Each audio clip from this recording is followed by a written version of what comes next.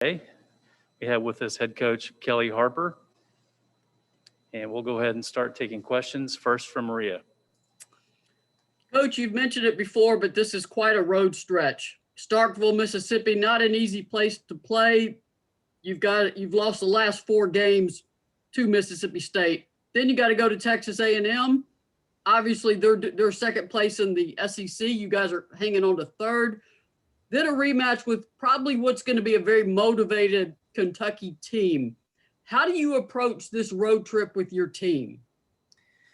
Well, I think for us, it would be really easy to get caught up in who we're playing and how good these teams are. But we're really going to try to focus in on us. We're going to try to stay with the let's be the best Tennessee team we can be. I don't. Some people have heard me say I don't talk about defending our home court. Never will, never have, because it's my expectation when you go on the road, we want to win on the road. So I think for our team, understanding how we need to play, committing to that, and going out and executing is going to be the most important thing. And, our players will be motivated. We'll play hard. We just have to have great effort and great focus to get that execution piece versus some really good basketball teams. Gustavo? You mentioned you want to focus on your team on this 3-game road stretch, and I think it's going to be the first time since you've been in Tennessee you're going to have this stretch of road games. How you expect to see your team come out of it? Well, I expect to be competitive. Want to come back with some wins. I think that's our goal. I think the challenge each team presents is different, but they're all really talented. And, our team has to stay up. We have to, regardless of a win or loss, we have to be able to get back up for the next game, get back up for the next game. I mean, I think that's what we've had to do all year, and that doesn't change now. Maria? Coach, this will be the third Lady Vol reunion tour of the season with former Lady Vols on the sidelines. I know you and Nikki McCray, now Nikki McCray-Pinson, only overlap 1 year, but what are your memories of Nikki here at Tennessee? We didn't overlap. She graduated, then I came in. However, I did play against her one time because my freshman year, our very first game was with the USA national team, which Nikki was a part of. All I remember is Nikki guarded me. I held the ball. She took it from me, went and got a layup. So that was welcome to college basketball at an elite level, Kelly Jolly. So that's, I tell you, I always had, Nikki was one of those players that I loved to watch. She played so hard, great effort. I know she was known for her defense, but I remember as a young player, young high school kid thinking, gosh, how much better that player had gotten. I thought she improved during her tenure here. And I have a lot of respect for not only her when she was a Lady Vol, but who she is as a person. She is such a good person, and obviously has been really successful as a head coach. Joshua? Yeah, Coach, just turned to February, and obviously with that Black History Month, and just given the history of this team, what exactly is the significance of this month? And is there anything you guys are planning to do to sort of celebrate or remember this? We have a few things in the works for this month with our team, and we'll roll those out as we go through the month. But I think it's just with everything that has happened this past year, and I think it just kind of hits home a little harder. We want to make sure that we're not just talking about equality and racial injustice, but we're also having an educational piece. And there's a lot of history that I don't know, that a lot of people don't know, and it's on us to make sure that we're educating ourselves, and we've got some plans to do that this month. Maria? Sorry about messing up that year. I'll go do some sprints in the driveway when we get done here. I don't usually miss things like that. So thank you for picking me up. Let's Mississippi State. What are the challenges that Mississippi State's going to present to you guys on Thursday? Well, I think their perimeter quickness and their aggressiveness on both ends of the court with their guards, I think is a challenge. And then they've got some talented bigs that, you know, can guard inside, but also that can score. So I think they've got pretty good balance as a basketball team. And then again, they're to me, it's just their aggressiveness and you know, their talent. They're really talented. They've got a broad skill set with those players. So it's not just really one thing. This is just a really solid team that's athletic, aggressive, and gets after it on both ends. Gustavo? Coach, Renaya Davis was, you know, she's in the Wood late season watch list. You know, how do you see that, you know, another of your players getting into a watch list? They're so honored.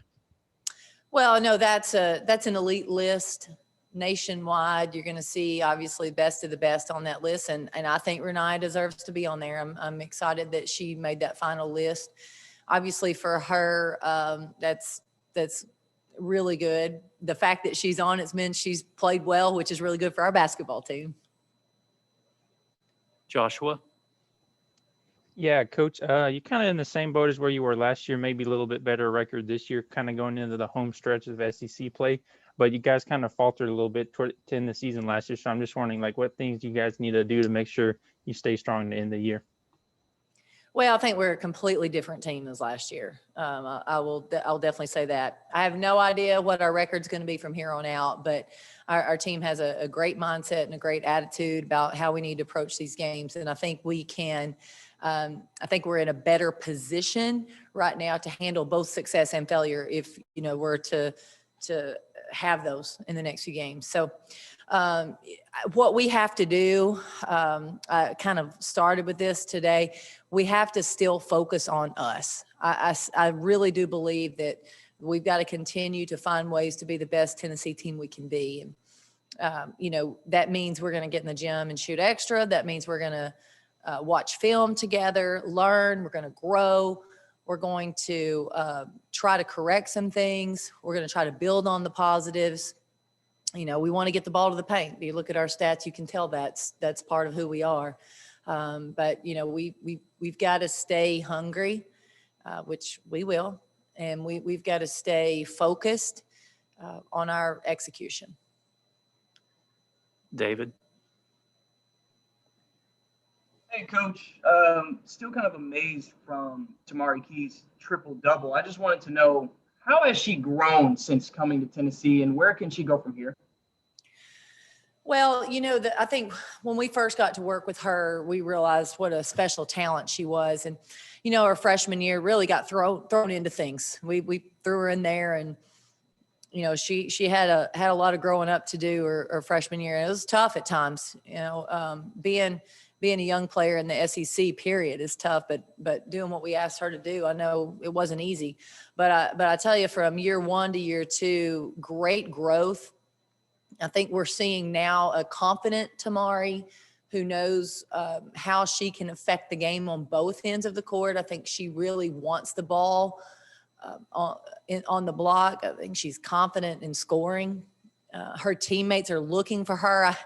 I have joked that we've given her an opportunity because we passed her the ball more, and we know to get the ball inside. We do a better job of that now to give her those opportunities. Defensively, I think she still makes plays. She made plays last year. She makes plays this year, but she's in better position this year. She has a better understanding of what her job is and where she needs to be.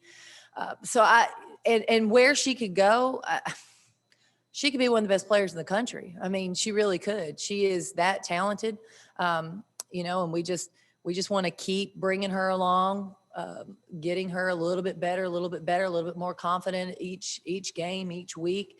She has worked hard this year. We've seen the practice, the mentality that she's had in practice is 100. I mean, she's gone up so much. I'm so proud of her. And that matters. How you practice matters. And I think she can see the benefits of that. I get so happy for her because she really works at it. And I'm glad that she can see that success. Maria? Coach, a quick follow-up on Tamari. Would she be the perfect poker player? Do her facial expressions ever change, whether it's good, bad, or otherwise? No, Tamari's, her facial expressions are pretty consistent. And I'll tell you, that's why after one of the games, I walked up to her and she had the biggest smile on her face. And I was so happy to see that because, you know, you really, truly know where she's at. But on the court, she's pretty consistently even keel. A quick follow-up. You've obviously got the double Jordans, Horston and Walker, who quite a 1-2 punch. You seem comfortable with having either one at point or either one at the wing. If you could talk about their play. And also Jordan Horston had bit of an ailing back Sunday. Just any update on her status? Yeah, so I think the benefit of having Horston and Walker in the game, you can move them around. That we can slide them over to the wing. And honestly, you can throw Destiny Salary in that group as well. They all practice both the 1 and the 2, so I think they're confident playing either, and it gives me a little bit more flexibility when we have that. So really pleased with what we're getting from them. Jordan, in terms of her health, it's really going to be a day-to-day thing with her. You know, we're going to try to work with her and, you know, really get in with the rehab and see if we can't get her ready for each game. But at this point, I think from this point out, it's probably going to be a day-to-day decision with Jordan. Thank you, Coach Harper, and thank you to everyone who joined us today. Thank you, guys.